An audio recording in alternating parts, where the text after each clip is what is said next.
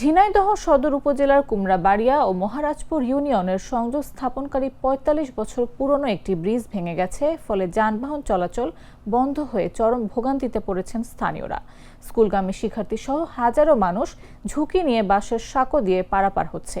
স্থানীয়রা জানিয়েছেন, গত বছরের প্রবল বৃষ্টিপাতের সময়ে ব্রিজটি ভেঙে যায়। স্থানীয় জনপ্রতিনিধি ও সরকারের দৃষ্টি আকর্ষণ সত্ত্বেও ৯ মাসে পুনর্নির্মাণ হয়নি। পাটাতনের ওপর বাঁশের সাঁকো বসানো হলেও তা নড়বড়ে, ফলে অটোরিকশা, ভ্যান ও মোটরসাইকেল চলাচল বন্ধ। স্থানীয় শিক্ষার্থীরা জানিয়েছেন, সাঁকোর উপর দিয়ে বাইসাইকেল নিয়ে পারাপার করা ভয়ঙ্কর হয়ে পড়েছে। পণ্য পরিবহনকারীরাও ব্রিজ ভেঙে যাওয়ায় বাজার সরবরাহে সমস্যায় পড়ছেন। সদর উপজেলা নির্বাহী প্রকৌশলী মোহাম্মদ আবুল কালাম আজাদ জানান, ভেঙে যাওয়া ব্রিজের পুনর্নির্মাণের জন্য দুটি প্রকল্প প্রস্তাব সংশ্লিষ্ট দপ্তরে পাঠানো হয়েছে। অনুমোদন পাওয়া মাত্র কাজ শুরু হবে এবং সড়ক পুনরায় ব্যবহারযোগ্য হবে।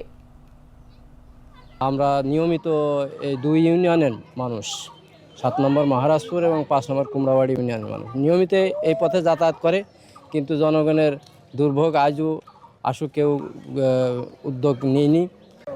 যে বাঁশের সাঁকোটা হয়েছে, এখন আমাকে নড়ভরে, এখন আমাকে যাইতেও কষ্ট হয়। এখন ব্রিজটা হলে ভালো হয়।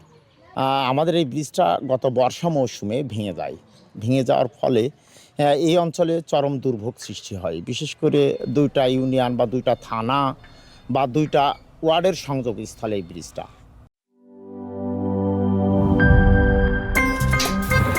আমার একটা স্মার্ট সিদ্ধান্তে 25% গ্যাসের খরচ কমেছে। ভাবছেন কিভাবে? সাধারণ গ্যাস স্টোভ বদলে আমি এনেছি আরএফএল গ্যাস স্টোভ। এর সাইন্টিফিক নজল ও ব্রাস বার্নার ক্যাপ সমানভাবে তাপ ছড়িয়ে রান্না করে দ্রুত। তাই গ্যাসও বাঁচায় 25%, টাকাও বাঁচে 25%। আরএফএল গ্যাস স্টোভ নিরাপদ ও গ্যাস সাশ্রয়ী।